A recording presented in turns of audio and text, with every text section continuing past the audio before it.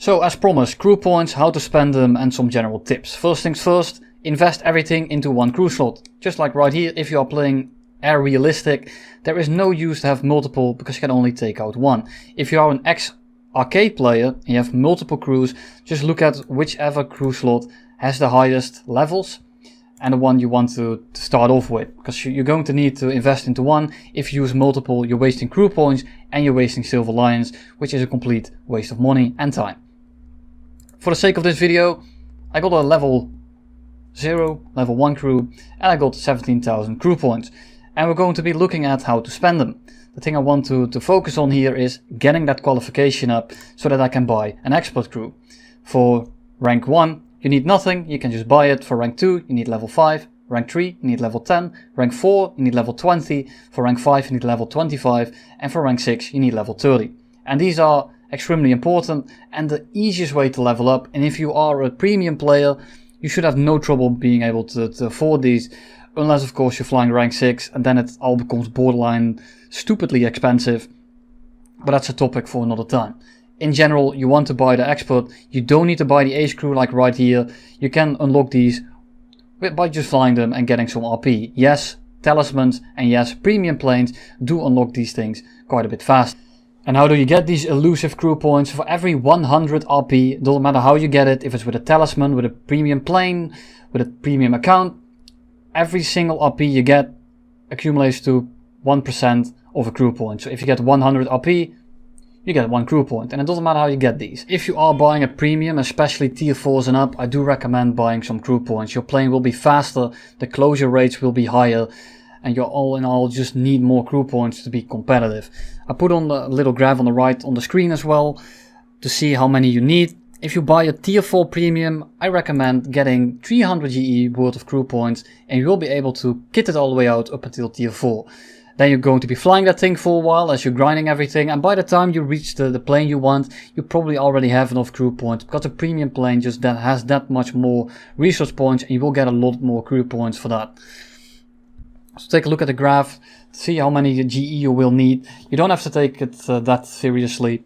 If you get a tier 4 pilot, well, I'm gonna call it tier 4 in terms of the graph, you already should be set even for jets. The tier 5 one is of course a lot better, but it's mostly going to be about that qualification. So you'll have to kind of min-max it on your own. I can't really make that decision for you, but I do recommend at least getting 300 GE worth of crew points, even if you have a tier 3 plane, so to speak. Otherwise, what's going to happen is the same as in that video I did about the A6M5, where I flew with a level 1 crew, no upgrades, none at all. I just took this thing, this is the premium one, I just got this thing, I loaded up on a level 1 crew, and you can just tell how much I'm struggling. The 0 outturns most planes, but because my pilot is such a high BR compared to his skill level, it becomes kind of a brick, unless you're going to 100 kph of course. Because the moment you start pulling, your pilot starts passing out and you can't sustain your turn at all. If you struggle with crew points like that, feel free to check out the video, it's in the top right there. And it should give you some pointers on blacking out. If you buy a pack, you mostly have some GE left over from the pack. Say you buy a tier 4 premium prop, you mostly get a plane that has 1000 GE. If you buy a premium jet, you mostly get 2000 GE, which is more than enough. You only need 1000 GE to kit out the whole thing, and you'll have plenty. You're gonna be set for life, you never have to be looking at it again. First things first, what are the crew points? Keen vision, basically you're looking at someone, at what range does their name tag appear. Awareness, you're not looking at someone, when do they appear on the top right on your radar. This one is highly useless for the most part if you keep looking around. Mostly you can hear them before they pop up on your radar, and if they pop up on your radar, over here even with an H crew, 760 meters. They're already shooting at you and you're probably already dead. G tolerance, how many Gs can you experience before your pilot gets tired? When your pilot gets tired, he starts blacking out, and if you keep doing it, you will experience G-lock. Stamina, how long can you sustain more than your max G tolerance? So over here, 4.5 G tolerance. If I am pulling 5 Gs, my pilot starts getting tired. Stamina will determine how fast he will black out once you go over that threshold. This one is the most important metric in my opinion, because it's also the recovery time between pulling. So what you can do, you're pulling really hard, you're starting to black out, you can tap your negative elevator, push some more blood into your brain, and you can keep pulling that way. With G tolerance that isn't the case. The stamina is highly important for sustained fight. The G tolerance is more important to do a quick turn. Vitality, in general you don't have to upgrade this one all the way, because 20 mils and up, even 50 cals will most likely one-shot you even with an A screw.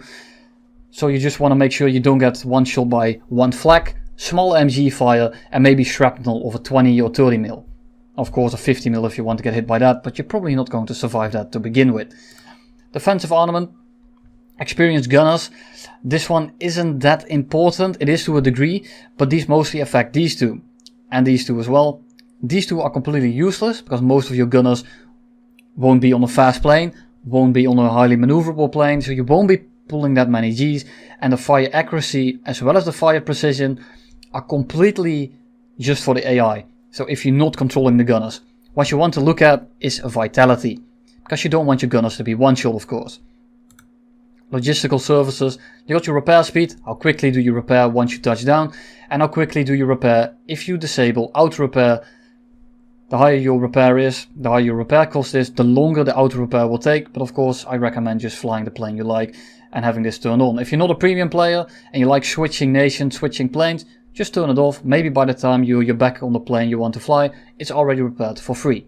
Repair rank, if you're flying a rank 2 and you have a rank 1 in your repair, this bar will be useless. Say I have this thing completely filled out with an A screw and my repair rank is not up to the plane's rank, it will not count. It will be your max repair. If it's the same, this thing will count. If it's more, it doesn't matter. So there's no use getting this one over the tier you're flying at. Reload speed, well, how fast can you reload your weapons? If your repair speed is faster than your reload speed will also go down, so this one is highly useless as well. Weapon maintenance, how fast do you jam your guns, how accurate are your bomb, rocket and your guns. And that's basically the gist of it. And now we are going to look at how to spend your crew points. And now we need to upgrade our crew points so that we can become an expert. Luckily we start with 1.5 because of defensive armament and 1 in repair rank.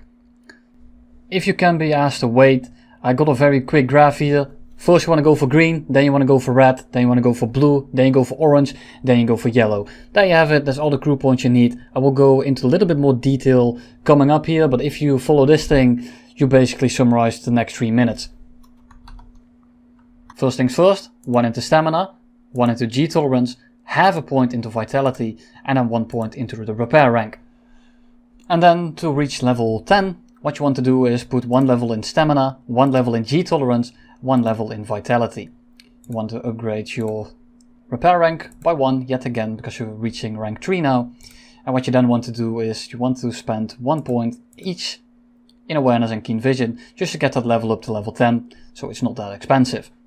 And now you reach rank 4, planes will be faster, you will be turning faster at higher speed, so there's more of a blackout, and the closer speeds will be a lot faster as well, which makes it so that you have less time to react if you spot someone too late. So I'm also going to be taking a small look at keen vision.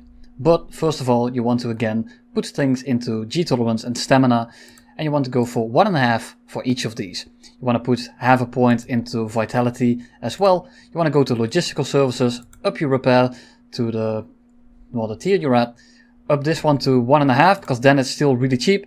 Put 1.5 or a little half one into this as well, just because it's also very cheap. Then you go to your gunners, actually yes, because this one is so damn cheap, it's totally worth it. And it's the only metric that's really worth anything in this step anyways. And then you have keen vision, cheap, cheap, cheap. And already at 20. You want to put 1 level into each of these as well, just because if you put them all into this one, is it worth it? Yes, it's more worth it than put it into awareness, but it's also a lot more expensive and you have to level up 20 levels and you will be stuck in tier 4 for quite a bit. So by the time you reach rank 5, which we are going to be doing now, you should already have quite a bit of crew points left over. Now in rank 5 you're really going to be experiencing that blackout, especially once you get past the starter jet and you start reaching 8.0 and up. So you really want to be looking at these two.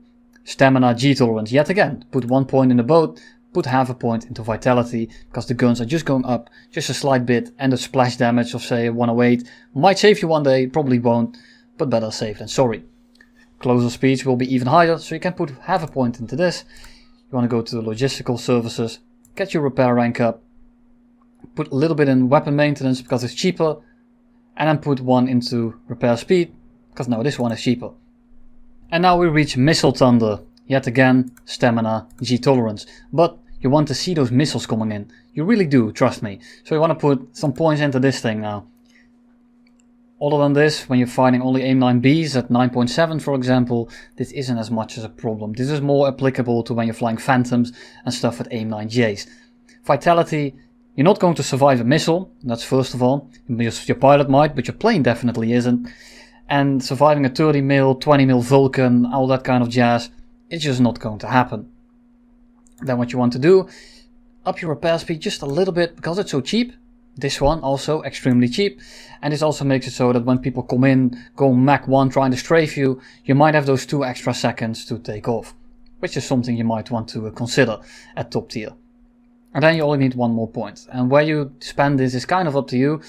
I would put them into this one, even though it's a little bit more expensive than this.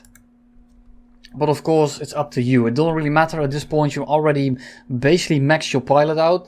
I would put them into Keen Vision, but awareness is a little bit cheaper. And if you don't have the crew points, putting them into here isn't a bad idea. You can even put them in here to kind of spread them out, so you can get that qualification. But a lot of you won't be able to afford that one. So that's kind of a hit and miss, kind of min-max for your own playstyle. Think what you would like yourself. But in general, in my opinion, this is the best way to spend them. If you disagree, feel free to leave it down in the comments. I don't want to ramble on too long. I saw some other videos on this topic which were like 25 minutes. I'm like, I couldn't comprehend that. So I want to keep it a bit shorter. Here you go. Hope it was helpful. And I will see all of you next time when I finally announce that Q&A.